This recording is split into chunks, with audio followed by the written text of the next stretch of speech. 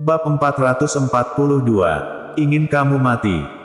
Di sisi lain, dalam ruang rawat VIP Rumah Sakit Umum Kota Yan, seorang orang tua yang mengenakan pakaian pasien berwarna putih biru sedang berbaring di atas kasur ditemani oleh seorang pria paruh baya di sampingnya. Ayah, apakah kamu tidak khawatir Tiago akan melakukan hal yang tidak masuk di akal atas perbuatan Anda ini? Pria parubaya itu memasang wajah yang khawatir, tapi lontaran katanya tidak menghargai Tiago sama sekali.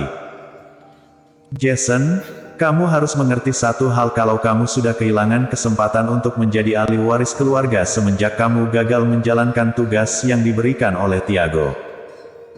Kita tahu jelas orang seperti apa Tiago itu, kamu sudah kehilangan kedudukan kamu sebagai ahli waris hanya karena kamu telah dipaksa berlutut memohon ampun. Kali ini, jika kamu berhasil menjalankan misi untuk membunuh Jerry, maka kamu hanya berhasil membantunya balas dendam saja. Tapi dia tetap tidak akan memberikan kamu kesempatan untuk menjadi ahli waris. Jika kamu gagal dia tidak akan bersikap baik hati lagi dan langsung mencoret nama kamu sebagai penerus keluarga. Apakah kamu masih mengira akan ada masalah hidup jika aku tidak mengangkat telepon Tiago? Orang tua itu berbicara dengan tersenyum sambil menatap Jason. Orang itu bukanlah orang lain, dia adalah Nick yang baru saja dihubungi oleh pengurus rumah Tiago. Jason seketika mengerti setelah mendengar lontaran kata Nick. Ayah, aku mengerti apa maksud Anda, kalaupun kita sekarang sudah berusaha keras untuk bekerja sama dengan Tiago, dia tetap akan memikirkan cara agar aku tidak mendapatkan posisi penerus keluarga.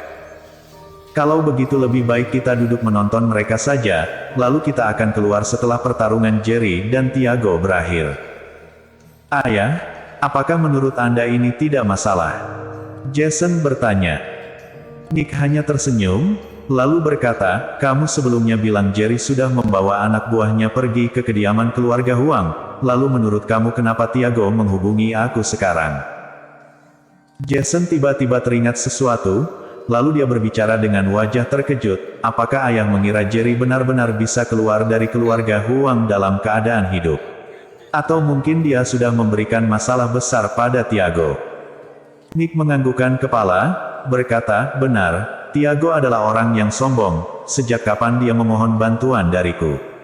Kali ini dia menyuruh aku untuk membawa anak buah membantunya, jadi apa artinya ini? Berarti Jerry benar-benar sudah masuk ke kediaman keluarga Huang dan telah membuat banyak orang terluka. Oleh karena itu Tiago menyuruh aku untuk membawa orang membantunya, jika banyak pasukan kita yang luka parah, maka hal ini akan semakin baik untuk Tiago. Nick menganalisa hal ini seperti membicarakan hal yang tidak ada hubungannya dengan dirinya. Jason langsung mengerti dan berkata, ayah, aku mengerti.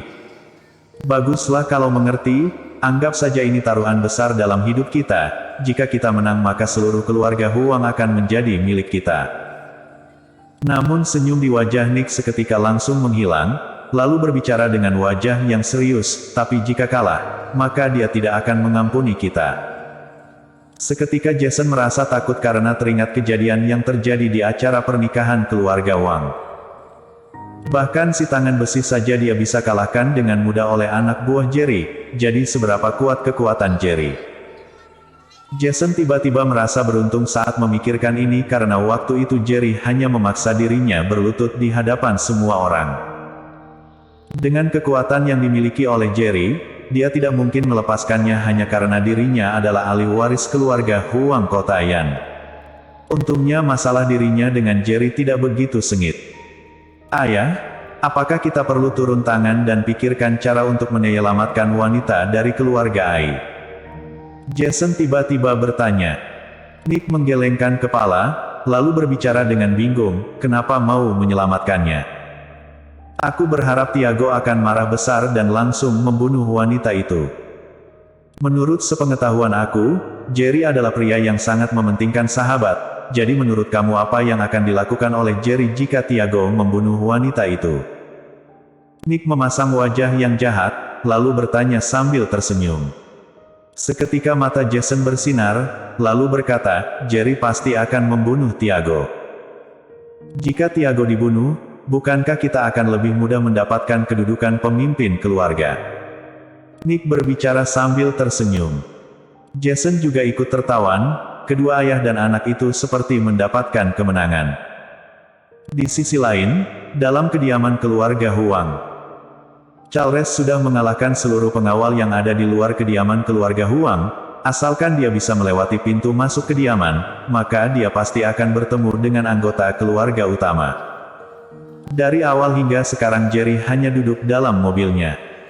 Orang yang tidak mengetahui keadaan ini akan mengira kalau mobil itu kosong. Ternyata keluarga Huang hanya begini saja. Charles tertawa dengan sinis, kemudian dia masuk ke dalam kediaman. Ketika Charles melangkahkan kakinya masuk ke dalam, 20-an pistol sudah diarahkan ke kepalanya. Ekspresi wajah Charles langsung membeku, lalu matanya langsung mengeluarkan aura membunuh yang kuat. Akhir-akhir ini dia sering sekali ditodong dengan pistol, hal ini membuatnya seperti berada di perbatasan utara. Nak, bukankah kamu sangat angkuh? Ayo lanjutkan. Jika kamu berani bergerak, maka aku akan langsung memecahkan kepalamu. Apakah kamu sudah bosan hidup hingga berani membuat onar di kediaman keluarga Huang? Pemimpin kelompok itu adalah anak muda yang berumur 30-an tahun. Dia menodongkan pistolnya ke arah kepala Charles sambil berbicara dengan angkuh. Charles melihat anak muda itu dengan wajah yang datar dan tatapan mata yang ingin membangkang. Di dunia ini tidak ada orang yang bisa membuatnya tunduk selain Jerry. Sialan! Anak muda itu membentaknya, apakah kamu tahu siapa aku? Aku adalah Krisnaldi Tang, ketua pasukan bersenjata keluarga Huang. Aku pandai menggunakan segala macam senjata dan memiliki nilai yang sangat baik. Kamu hanyalah orang bodoh yang kasar dan mengira kamu adalah orang yang tak terkalahkan di dunia ini. Apakah kamu tidak tahu kalau di abad 21 kekuatan bela diri sudah bukan zamannya lagi? Krisnaldi marah besar dan langsung membentaknya saat dia melihat tidak ada rasa takut dari mata Charles sama sekali. Charles tetap tidak merasa takut dan memasang wajah yang dingin. Krisnaldi merasa dirinya sudah diremehkan dan mendapatkan penghinaan besar, jadi dia pun langsung bergegas ke arah Charles dalam keadaan marah. Bruak bruak bruak. Gagang pistol itu menghantam kepala Charles sehingga darah segar mengalir keluar hingga turun ke matanya. Nak, jangan melihat aku dengan tatapan mata seperti itu.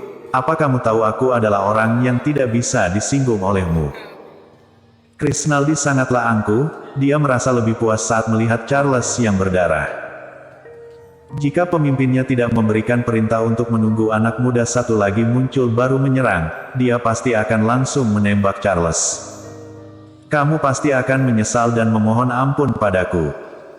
Charles menyeka darah yang menutup matanya, lalu dia menjilat darah itu dengan wajah yang ganas. Seluruh tubuh Krisnaldi tiba-tiba bergetar, apalagi saat melihat penampilan Charles yang ganas itu. Dia bahkan berhalusinasi kalau dirinya akan sangat menyesal karena telah membuat masalah dengan anak ini. Tapi pemikiran ini hanya terlintas sejenak saja, kemudian Krisnaldi langsung berbicara dengan penuh amarah, katakan ini ketika kamu masih hidup. Kalau kalian tidak berencana untuk langsung membunuh aku, maka suruh pemimpin kalian keluar sekarang juga dan katakan semua hal dengan jelas di hadapan aku. Charles melihat semua orang dan berbicara dengan suara kencang. Dia memiliki aura yang sangat kuat, meskipun ada 20-an pistol yang diarahkan ke kepalanya, tapi dia tidak merasa takut sama sekali. Semangat yang dimiliki olehnya membuat orang lain jatuh. Nak, kamu masih belum pantas untuk berbicara denganku, suruh orang di belakang kamu keluar dan temui aku. Tiba-tiba terdengar suara dingin di sana. Kemudian seorang orang tua berambut putih keluar dari belakang rombongan itu. Orang yang ada di kedua sisi itu pun langsung membuka jalan dan membiarkan orang tua itu berjalan ke depan. Charles menatap orang tua itu dengan tatapan mata yang dingin, karena dia tahu dengan orang ini. Orang itu adalah Tiago Huang, kepala keluarga Huang. Dialah yang mengatur semua ini untuk melawan Jerry, jadi dia pun menculik Irene pergi. Tujuan dia dan Jerry datang kemari adalah untuk mencari orang tua ini agar bisa menyerahkan Irene. Charles dan Tiago saling melihat satu sama lain. Meskipun sebelumnya dia sudah melihat kekuatan Charles di layar monitor, tapi sekali berhadapan langsung dengannya dalam jarak yang dekat, dia tetap merasakan tekanan yang besar. Tahun ini Tiago berumur 60 tahun lebih, tapi ini baru pertama kalinya dia merasakan tekanan besar pada tubuh anak muda. Apakah dia berhalusinasi? Tiago merasa bingung. Kamu masih belum pantas berbicara dengan orang yang ada di belakang aku. Charles memasang wajah yang kuat, lalu berbicara dengan frontal, serahkan Irene sekarang juga, mungkin keluarga Huang masih bisa hidup. Duar. Kata-kata Charles berhasil membuat semua orang terkejut. 20 orang penembak itu sangat terkejut, mereka merasa dirinya seperti sudah diremehkan. Jika tidak kenapa anak muda yang sudah dibidik oleh banyak pistol ini berani berbicara dengan begitu angkuh kepada pemimpin keluarga Huang. Tiago juga tidak menyangka Charles bisa bersikap sangat mengerikan seperti ini. Nak, apa kamu tahu kamu sedang berbicara dengan siapa? Aku sudah menjadi penguasa di kota Yan sebelum kamu lahir. Sekarang berani sekali kamu bersikap angkuh di hadapan aku. Apakah kamu mengira dirimu berhak bersikap angkuh di hadapan aku hanya karena memiliki kekuatan bela diri? Tiago memicingkan matanya dan berbicara dengan dingin, jika ingin menyelamatkan wanita itu sangatlah mudah, tukar nyawa wanita itu dengan nyawa Jerry. Apakah kamu benar-benar menginginkan nyawa aku?